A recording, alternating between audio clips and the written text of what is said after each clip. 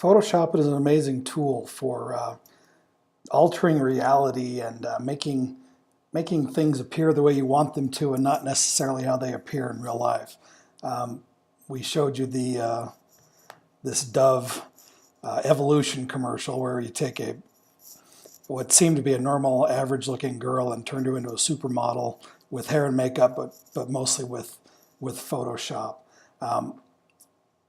And I recommend going through these image prepping steps with any pictures you take. Taking that first pass and deleting any blurry, repetitive, boring photos that are worse than similar photos for a couple of reasons. So you don't, eat up all the storage on your camera or your phone, and when you upload them, if you do, to a computer, you don't take up storage that is unnecessary for pictures you're never going to use. Second, you want to crop that image to the part that you want to keep. There's no use in editing what you don't ever think you're going to keep. Following the rule of thirds, basically what that is you can take any image, and this is a trick that professionals use to make an image appear more interesting just by the way it's cropped and placed.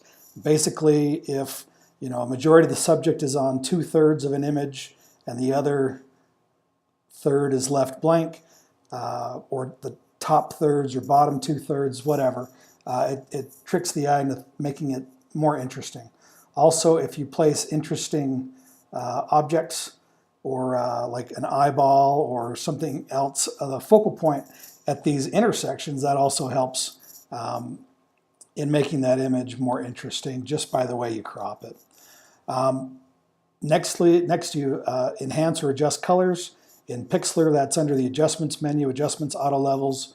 If you're using Photoshop, that's one more menu item deep. You go to the Image menu, then Adjustments and Auto Levels, and then make those colors the way they should be.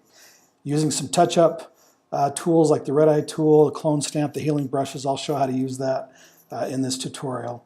And then save your images for the web or for print, whichever you intend to do.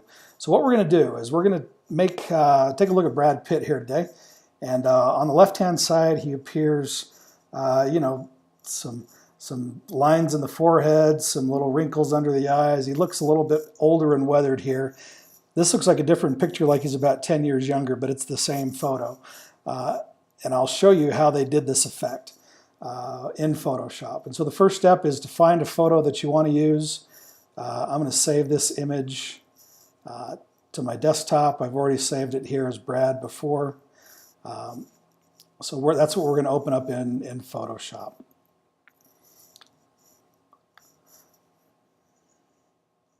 Brad before, open him up.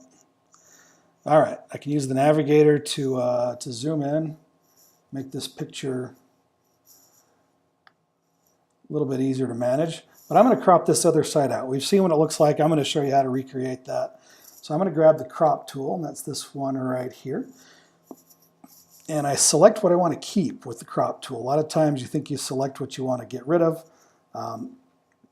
With the crop tool, this is the part I want to keep.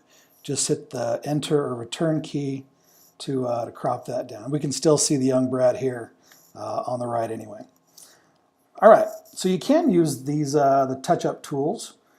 There's a healing brush there. If I click and hold that down, I can choose some different, the red eye tool is there, but I'm going to use the spot healing brush. And you can tackle some of these wrinkles and things like that with this tool. It'd be probably easier if I zoomed in. Not that much.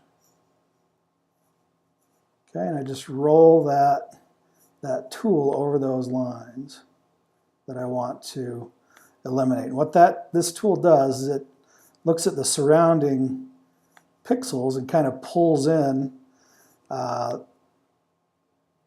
color and the tones and everything from around that selection and kind of fills that in. So that's a quick and easy way to get rid of some lines. But we've got some, Brad doesn't look so good in this photo. He's better left in standard definition than in high definition.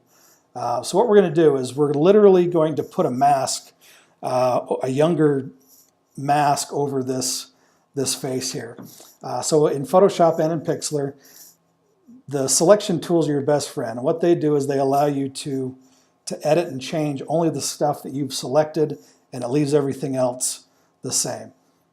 So you're not going to use the rectangular marquee here to select Brad's face. That's not, you're missing some detail there, so we don't want to use that tool.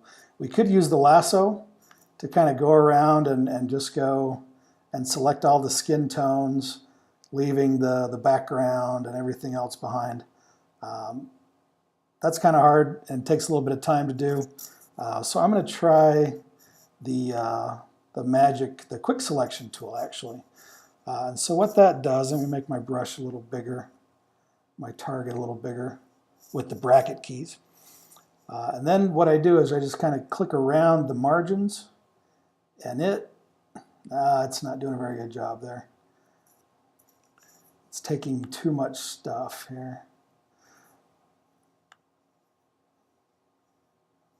We don't want his ears.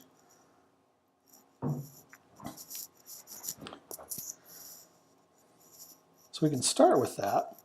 And then let's show you another trick that Photoshop has in its bag. We can make that rough selection and then come here and do the quick mask mode.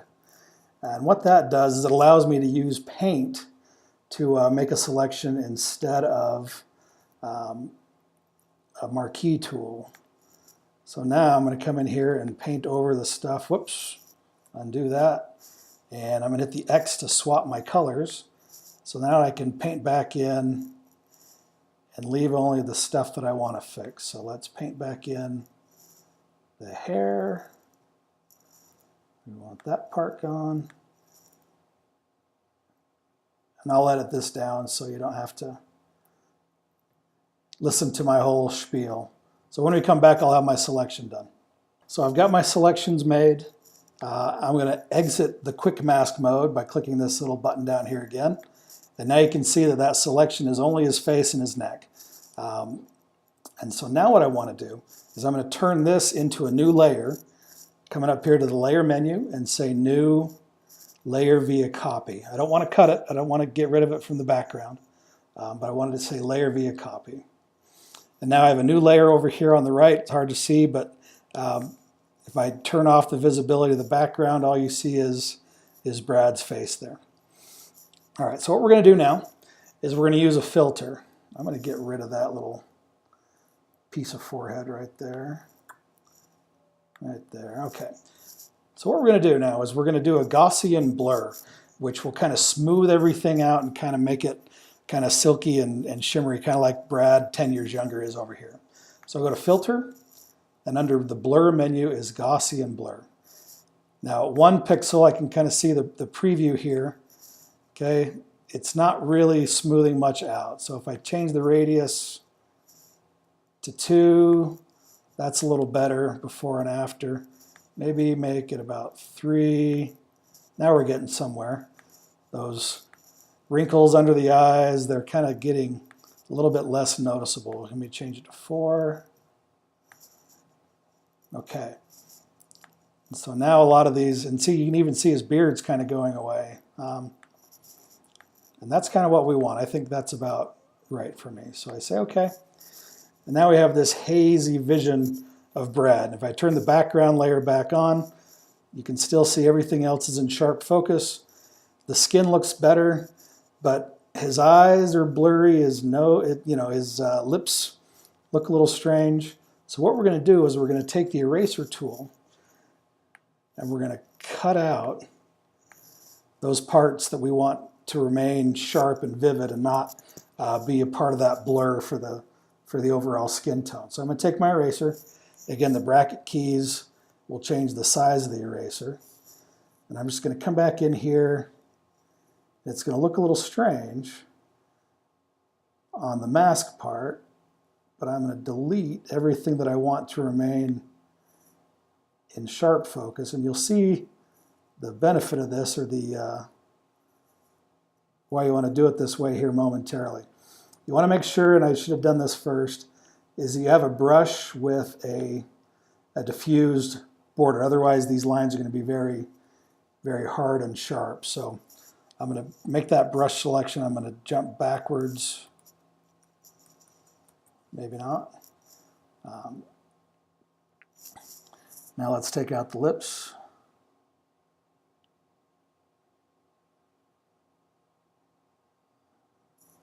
Maybe feather that eye selection just a little bit so it's not quite as a hard line. Okay, make the brush a little smaller, and we want to bring back his eyebrows because blurry eyebrows look a little strange as well. Okay, so I'm going to leave that one eyebrow, and let's look at the background again to see what effect that has. Now you can see that his eyes look nice and sharp and clear. One eyebrow looks pretty good. I'm going to delete this other eyebrow with the background behind it so I can see exactly what I want to take away and what I want to keep there. I need to fine-tune this a little bit better. There we go. Lips are still looking good. Ears, and so now, let me zoom that back out a little bit. He looks a little bit more like the Brad Pitt over here. Skin smoothed out, his beard's gone away, the wrinkles in the forehead are gone. You can now again grab hit the background and maybe use that spot healing brush around his eyes to get rid of those wrinkles, make those look a little finer. There you go. But that's how you can literally create a mask of someone to clear up blemishes and problems with complexion and wrinkles and everything else in one shot. Happy Photoshopping.